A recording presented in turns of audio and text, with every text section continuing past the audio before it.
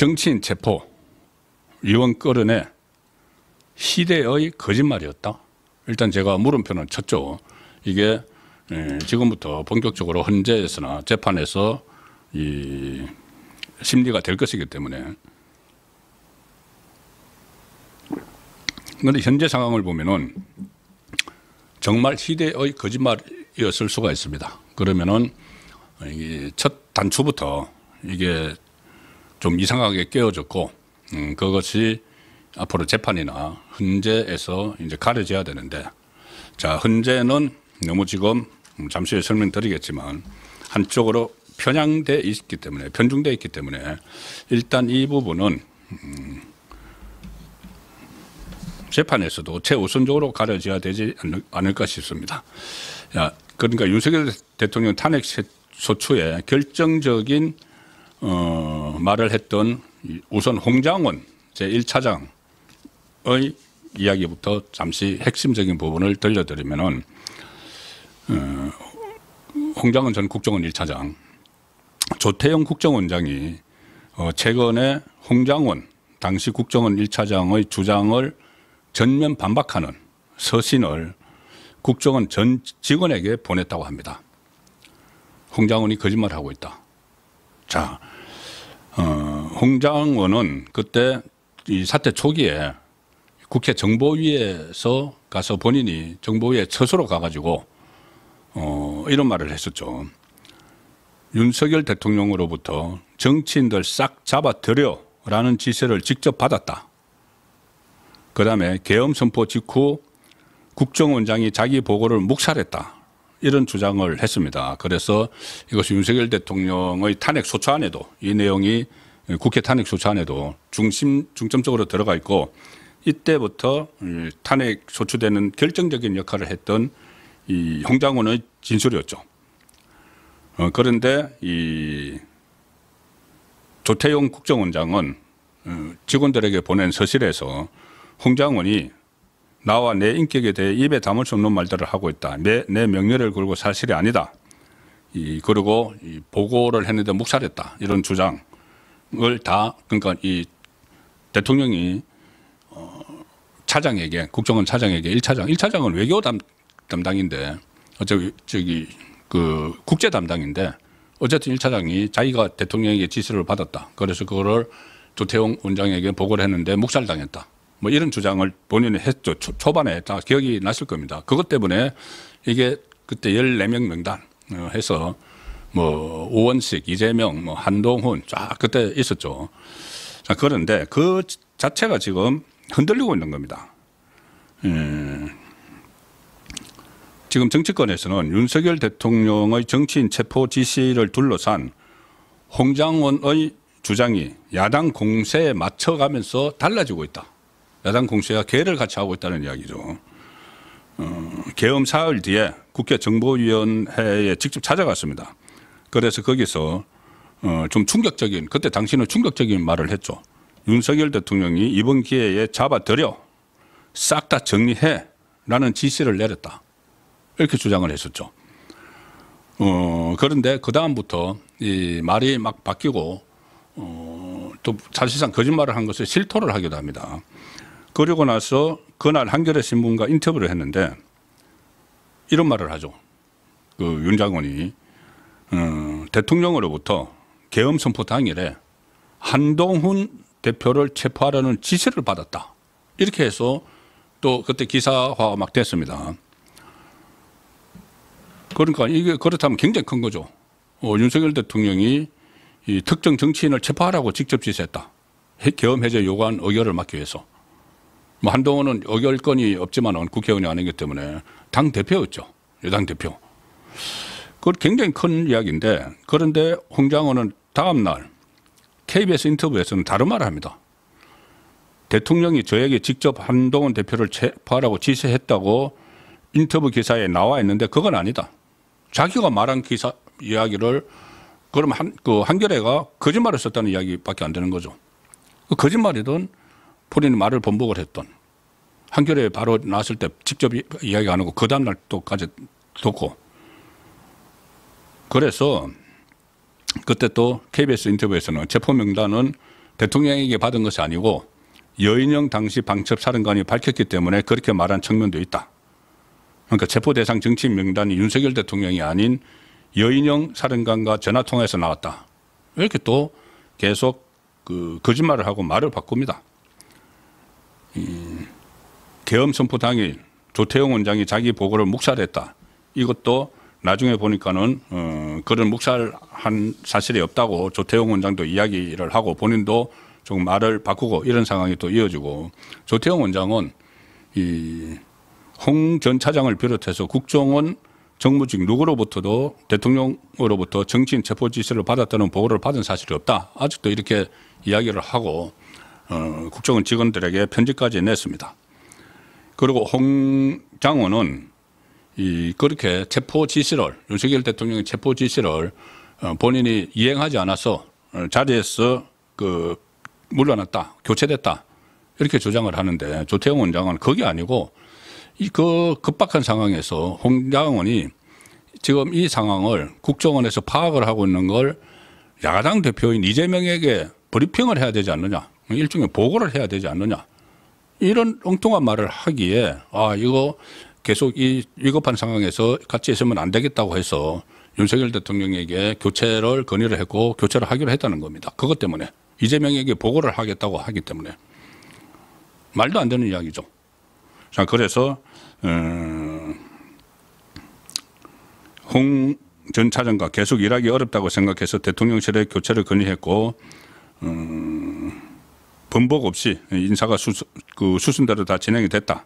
그래서 결론적으로 이 조태용 원장이 직원들에게 최근에 이 편지를 다 보낸 것이 오늘 공개가 돼서 이 부분이 다시 검증이 되기 시작을 했는데, 이게 사실이 제일 처음에 이야기했던 홍 장원의 탄핵 수출에 결정적인 역할을 수단이 됐던 정치인 싹 잡아들여, 이게 처음부터 다시 과연 그런 말이 있었는지 검증이 돼야 되는 상황이 됐습니다. 힘이 많이 떨어지고 있는 거죠. 그리고 또 하나, 양대 산맥처럼 있는 탄핵 소추의 초기 원인이 됐던 양대 산맥처럼 있는 게 바로 그 이야기 잠깐 전해드리기 전에 이 윤장원 관련해서 하나만 더 말씀드리면은, 윤장원의 이 진술이 결론적으로 그때 국민의힘 한동훈 대표가 윤석열 대통령에게서 돌아서는 계기가 됐습니다. 아마 기억이 나실 텐데 그때 한동훈이 오락가락했죠. 윤석열 대통령의 탄핵에 대해서 반대하는 것처럼 했다가 찬성하는 것처럼 했다가 또 반대한다고 했다가 갑자기 어느 날 아침에 내가 어떤 정보를 들었는데 이 정치인들을 체포를 하려고 한다, 윤석열 대통령이. 그러면 그 상태에서 직무를 계속할 수 없다, 직무를 정지시켜야 된다, 이런 말로 갑자기 바뀌었죠 그때. 그래서 결국은 친한계들이 12명 정도가 이탈을 해서 탄핵안이 가결이 돼버렸는데, 그 사이에 공작이 있었다는 이야기가 있습니다. 뭐냐면은 바로 이 홍장원이 여기 홍장원 전 국정원 1차장이 이 한동훈에게 기틈을 미래 해줬다. 한동훈에게 대통령이 체포 지시를 했어, 정치인 체포 지시를 했어, 당신도 포함되어 있어, 이렇게 기뜸을 해줬다는 것이 나중에 거의 확인이 되고 있죠. 그러면은 이것은 홍장원이 일종의 이 국정원 출신인데, 국정원 원래 계속 잔뼈가 굵었는데 홍장원이 공작을 한 겁니다. 공작을 해서 대통령이 당신도 체포하려고 해. 이렇게 되니까 이 한동훈이 그것을 또 계기로 해서 탄핵에 찬성을 하는, 그렇게 돌아섰었죠.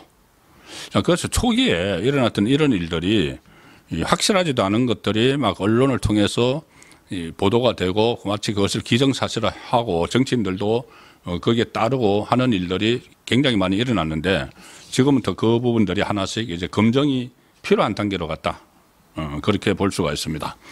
그리고 또 하나 핵심적인 부분이 바로 의원들 끌어내라, 이 이야기죠.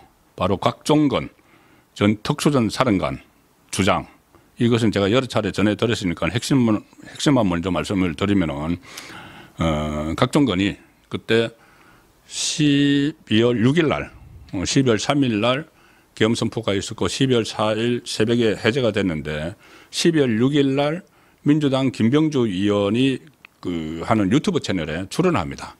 어떻게 현역 군사령관이 야당 의원, 자기 군 선배죠. 그리고 거기 박선현이라고 또 국정원 출신 야당 의원도 있었고 그 유튜브를 끌어들여서 특전사령관실에서 인터뷰를 하는데 뭐 여러 가지 그때 눈물도 흘리고 했지만 가장 핵심적인 것은 그때부터 이게 시작이 되는데 이 각종건이 김용현 국방부 장관에게 당시 지시를 받기로 분명히 김병주 유튜버에서는 그렇게 이야기합니다. 무슨 지시를 받았느냐 하니까는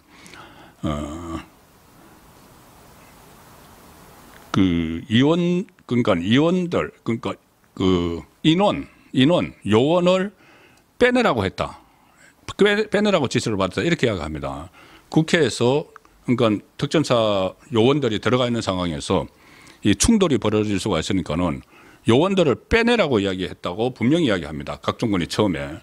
그런데 그것을 옆에 있던 김병주가 왜곡을 하고 유도를 하죠. 국회의원을 말이지. 이렇게 이야기합니다. 국회의원을 말이죠. 그러니까 요원이 국회의원으로 바뀌어버립니다.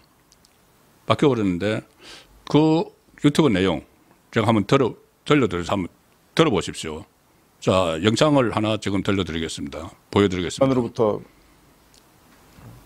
국회의사당 안에 있는 의원들을 밖으로 이렇게 좀 빼내라. 지시를. 국회의원들을요. 예. 본회의장에 있는 국회의원들을 밖으로 끌어내라. 예. 그 지시를 받았는데. 예, 분명히 요원 인원이 의원으로 바뀌어버립니다. 그리고 곽 사령관은 그 이후에도 첫 번째 발언을 이렇게 했는데 그 이후에 의원을 끌어내라고 했다고 이제 말을 그쪽으로 정착을 시킵니다.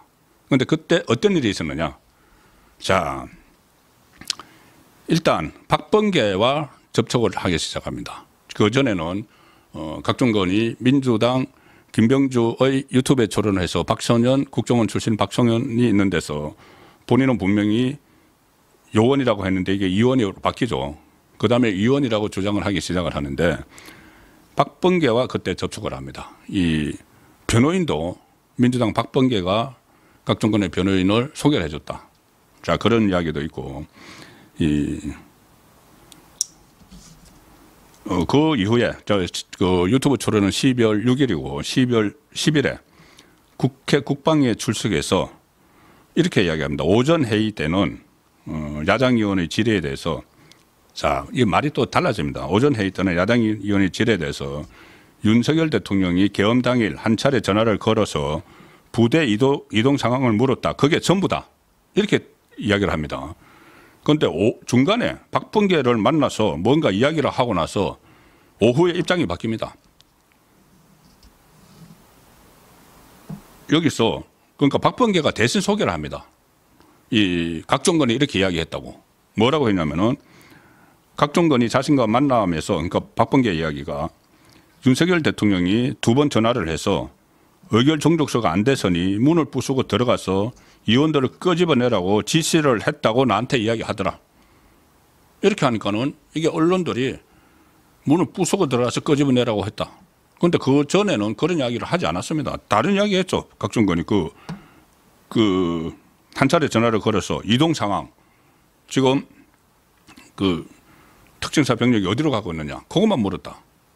그런데 박범계를 만나서는 문을 부수고 들어가서 의원들을 끄집어내라고 했다.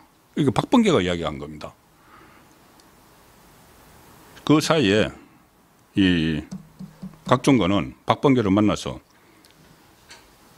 자기가 공익신고자로 이렇게 인정을 받는 문제를 논의를 했다고 합니다. 공익신고자면 자기 죄는 면해지니까. 그래서 지금 각종건이 야당의 책임 추궁이 들어서 진술을 바꾼 것 아니냐 이런 말이 나오는 것이고 검찰 공소장에서 이렇게 적혀 있습니다. 이 부분도 지금 이 야당 의원들이 막 지어낸 이야기가 일수가 있습니다. 조금 전에 박범계가 이렇게 들었다고 하는 것처럼 검찰 공소장에 이렇게 되어 있습니다. 각종건이 이렇게 말했다고 나옵니다. 윤 대통령이 문짝을 도끼로 부수고 가시라도 다 끄집어내라라고 지시를 했다. 이게 영장에 나와 있는데 각종건은 국회에 출석을 해서 도끼 관련 부분은 기억이 없다. 자기가 도끼는 말도 하지 않았다는 이야기죠. 그런데 그 영장에는 도끼를 가지고 가서 그러니까 이런 부분들이 상당히 초반에 우왕좌왕하고 있을 때 조직적으로 이게 어떤 인원 요원을 위원으로 바꿔버리고 또 경향이 없는 그리고 처벌 가능성에 두려움을 갖고 있는 군 지휘관에게 이런저런 그 주입을 하고 그런 흔적들이 지금 드러나고 있는 것이죠. 그리고 국정원 차장은 본인이 어떤 정치적 의도가 있는지 모르지만 이재명에게 이 상황을 보고를 하자. 그것이 이제 묵살당하고 나서 이 체포 대상 명단이 있었다. 이렇게 했다가 나중에 또 말을 바꾸고 자, 이 상황들이 있기 때문에 이런 조금 전에 말씀 두 가지는 아주 핵심적인 내용이죠. 그런데 거기에 대해서 반론이 제기가 되기 시작을 했고 반격이 개시가 됐기 때문에 설 연휴 끝나고 나면은 재판이나 아니면 헌재 심리에서 새로운 다툼이 많이 일어날 그 수가 있다는 말씀을 드리겠습니다.